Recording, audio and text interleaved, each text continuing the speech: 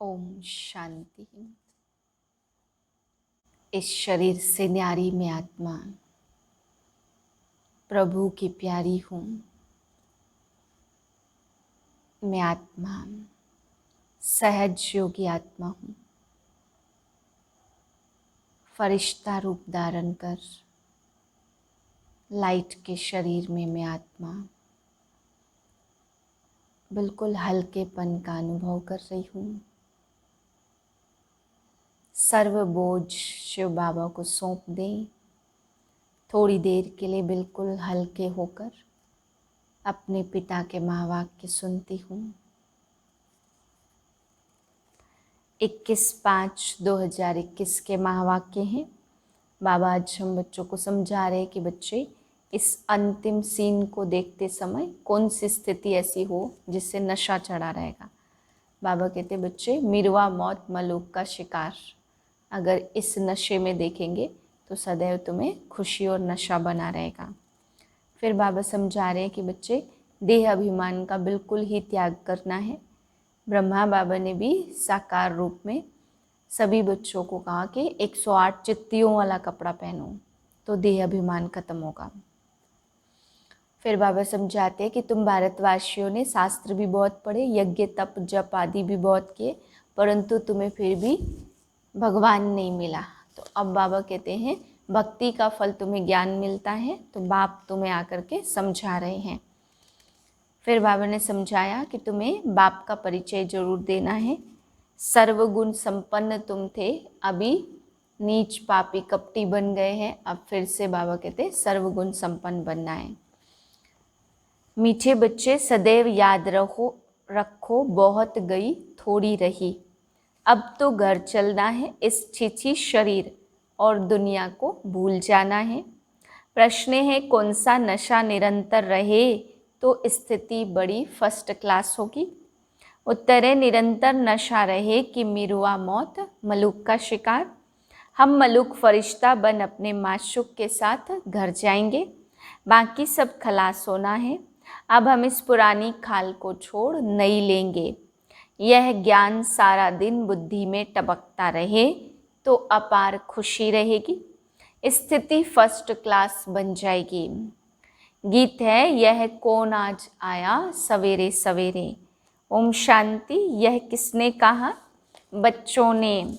अतीन्द्रिय सुखमय जीवन में आकर कहते हैं बेहद का बाप आया हुआ है। किस लिए? इस पतित दुनिया को बदल पावन दुनिया बनाने।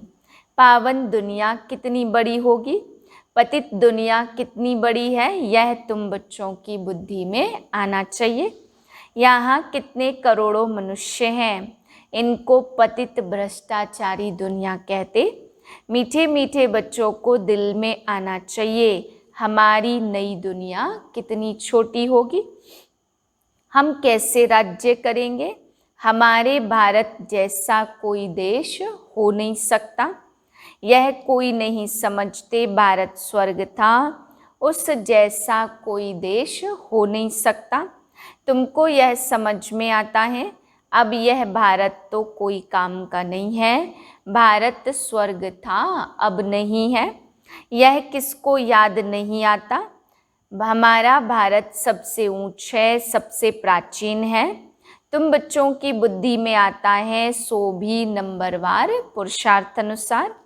इतनी खुशी इतना रिगार्ड रहता है, बेहद का बाप आया हुआ है। कल्प कल्प आते हैं, माया रावण ने जो हमारा राज्य भाग्य छीन लिया है वह हम आत्माओं को फिर से अपना राज्य भाग्य बाबा आकर देते हैं। ऐसे नहीं कि कोई लड़ाई से छीना गया है, नहीं। रावण राज्य में हमारी मत भ्रष्टाचारी हो जाती, श्रेष्ठाचारी से हम भ्रष्टाचारी बन जाते हैं। दुनिया देखो कितनी बढ़ गई है। हमारा भारत देश कितना छोटा था, स्वर्ग में कितने सुखी रहेंगे। हीरे जवाहरात के महल होंगे, वहाँ रावण होता नहीं है। तुम बच्चों की बुद्धि में खुशी होनी चाहिए, अतीन्द्रिय सुख रहना चाहिए। बाप कहते हैं आत्माभिमानी बनो, देह का बांध तोड़ने के लिए बाबा ने कहा था 108 चत्तियों वाला कपड़ा पहनो। बल बड़े आदमियों से, जवाहरियों से कनेक्शन था, वह नशा टूटे कैसे? आत्माभिमानी बनना पड़े, हम आत्मा हैं, यह तो पुराना शरीर है, इनको छोड़ नया फर्स्ट क्लास शरीर लेना है। सर्प तो एक खाल छोड़ दूसरी ले लेते हैं। तुम बच्चों की बुद्धि में ज्ञान है, यह पुरानी खाल छोड़ हम दूसरी नई लेंगे, फिर दूसरा शरीर मिलेगा। यह तो सारा ज्ञान बच्चों की बुद्धि में टपकना चाहिए।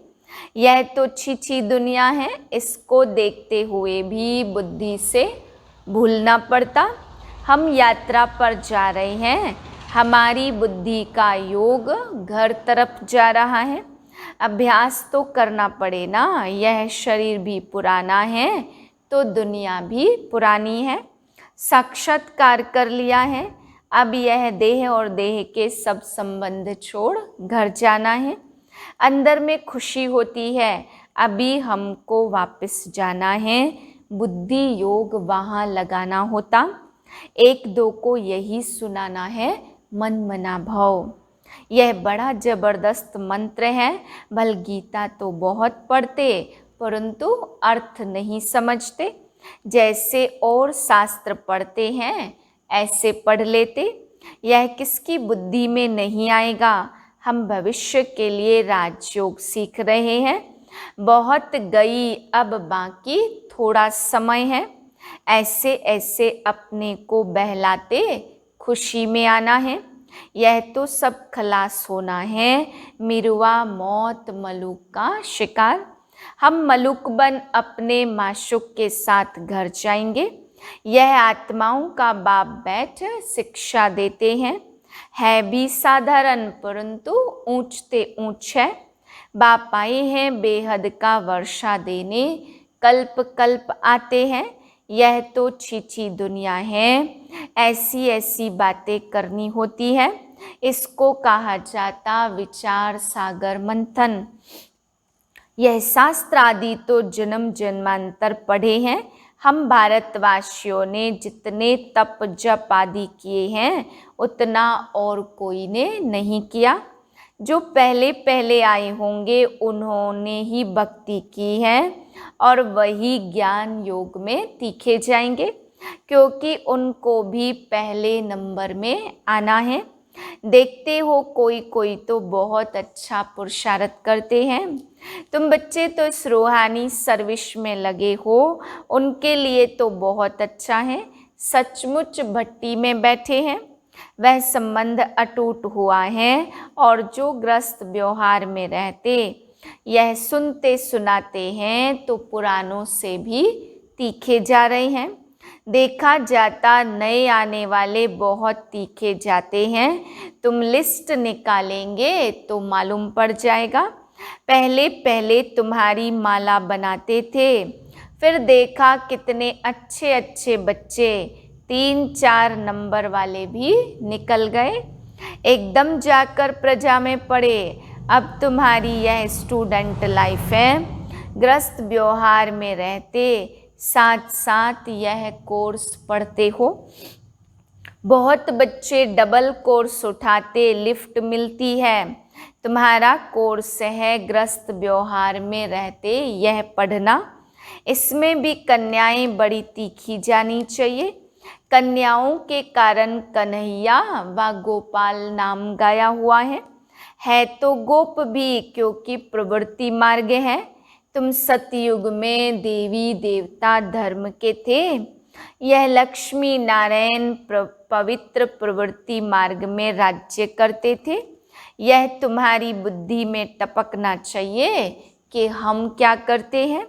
देवताएं कितने फर्स्ट क्लास हैं, उन्हों के आगे जाकर महिमा गाते। आप सर्वगुण संपन्न, 16 कला संपूर्ण। हम पापी कपटी हैं, हम निर्गुण हारे में कोई गुण नहीं। अब इसमें भगवान को तरस नहीं खाना है व कृपा नहीं करनी है। वास्तव में तरस व कृपा अपने ऊपर ही करनी होती है। तुम ही देवता थे, अब क्या बन गए हो? अपने को देखो, फिर पुरुषार्थ कर देवता बनो। श्याम से सुंदर बनने के लिए पुरुषार्थ करना पड़ता है। यह तो भक्ति मार्ग में कहते हैं, मरते थे फलाने की कृपा हुई बच गए। उनकी आशीर्वाद से महात्मा आदि के हाथ पकड़कर कहेंगे, आपकी आशीर्वाद चाहिए। यहाँ तो पढ़ाई है, कृपा आदि की बात नहीं है। मन मना भव का अर्थ है ना, मंत्र तो बहुत देते हैं, अनेक प्रकार के हठ योग सिखाते हैं, हर एक की अलग अलग शिक्षा होती है। हठ योग के सैंपल देखने हो तो जयपुर के म्यूजियम में जाकर देखो। यहाँ तो कितने आराम से बैठे हो। बुद्धि में है, हमको फिर से बाबा राज्य दे रहे हैं। वहाँ ही अद्वैत देवी देवता धर्म था और कोई धर्म नहीं था। दो हाथ से ही ताली बजती है। एक धर्म है तो मारामारी नहीं होती। अभी है कलयुग, कलयुग पूरा होगा तो भक्ति भी पूरी होगी। अभी तो मनुष्यों की वृद्धि कितनी होती रहती। भारत की धरती नहीं बढ़ती है, धरती तो वही है, बाकी मनुष्य कम जास्ती हो जाते। वहाँ मनुष्य कम बहुत होंगे, दुनिया तो यही होगी ना। भारत की दुनिया कोई छोटी नहीं हो जाएगी, तो तुम बच्चों को बड़ी खुशी रहनी चाहिए। हम योग बल से अपना राज्य स्थापन कर रहे हैं बाप की श्रीमत पर। बाप कहते, माँ में कम याद करो तो तुम्हारे पाप भस्म होंगे। आत्मा में ही खाद पड़ी हुई है ना, सिर्फ कहते सतो रजो तमो। यह नहीं दिखाते कि आत्मा में ही खाद पड़ती है। पहले गोल्डन एजेड प्योर सोना थे, फिर चांदी पड़ती है। उनको सिल्वर एज कहा जाता। चंद्रवंशी अंग्रेजी अक्षर कितने अच्छे हैं, गोल्डन, सिल्वर, कॉपर और फिर आयरन। बाप समझाते, आत्मा में खाद पड़ी है, वह निकले कैसे? सतो से तमो बनी, फिर तमो से सतो कैसे बने? समझते हैं गंगा स्नान करने से सतो प्रधान बन जाएंगे, परंतु यह तो हो न सके। गंगा स्नान आदि तो रोज करते रहते, कोई तो नेमी होते, नहर पर भी जाकर स्नान करते हैं। तुमको बाप कहते यह नियम रखो, बाप को याद करने का। याद का स्नान व यात्रा करो, ज्ञान स्नान भी कराते और योग की यात्रा भी सिखलाते। बाप ज्ञान देते, इसमें योग का भी ज्ञान और सृष्टि चक्र का भी ज्ञान है। बाकी शास्त्रों का ज्ञान तो बहुत देते हैं, योग को जानते ही नहीं। हठ योग समझ लिया है, योग आश्रम तो ढेर हैं। मन मना भव का मंत्र देंगे, लेकिन सिवाय बाप के कोई भी मनुष्य के पास यह ज्ञान नहीं है। अब 84 का चक्र पूरा हुआ है, फिर नई दुनिया होगी। तुम्हारी बुद्धि में है झाड़ की वृद्धि कैसे होती। जब राजाई स्थापन हो रही है तो सब इकट्ठे थोड़े जाएंगे।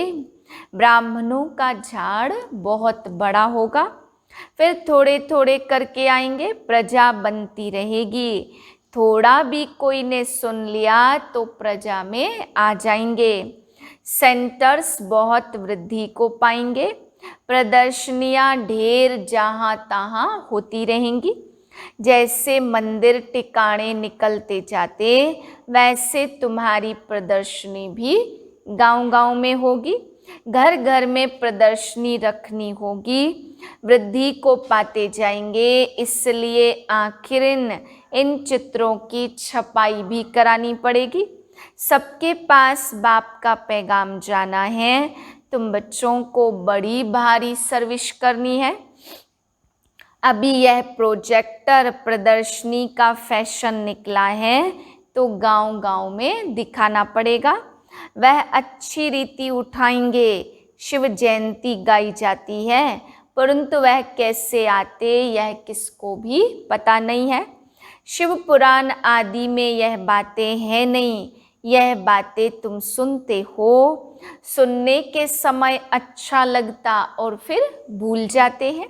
अच्छी रीति पॉइंट धारण होगी तो सर्विस भी अच्छी रीति कर सकेंगे, परंतु सब पॉइंट किसको धारण नहीं होती है। भाषण करके आएंगे फिर ख्याल में आएगा अर्जुन यह पॉइंट भी समझाते थे तो अच्छा था। जिसको देह अभिमान नहीं होगा वह झट बताएंगे। भाषण कर फिर विचार करेंगे हमने सब पॉइंट ठीक समझाई। अर्जुन यह पॉइंट भूल गए हैं। पॉइंट्स कोई साथ नहीं चलनी है, यह है सिर्फ अभी के लिए, फिर सब खत्म हो जाएगा। इन आँखों से जो कुछ भी देखते हो फिर सतयुग में यह नहीं होगा। तुमको ज्ञान का तीसरा नेत्र अब मिलता है। अभी तुम त्रिनेत्री बनते हो। बाबा आकर तुमको ज्ञान दे रहे हैं जो आत्मा धारण करती है। आत्मा को तीसरा नेत्र मिलता है। यह ज्ञान कोई में नहीं है कि मैं आत्मा हूँ, इस शरीर द्वारा यह करता हूँ। बाबा हमको पढ़ाते हैं यह बुद्धि में रखना, इसमें मेहनत है।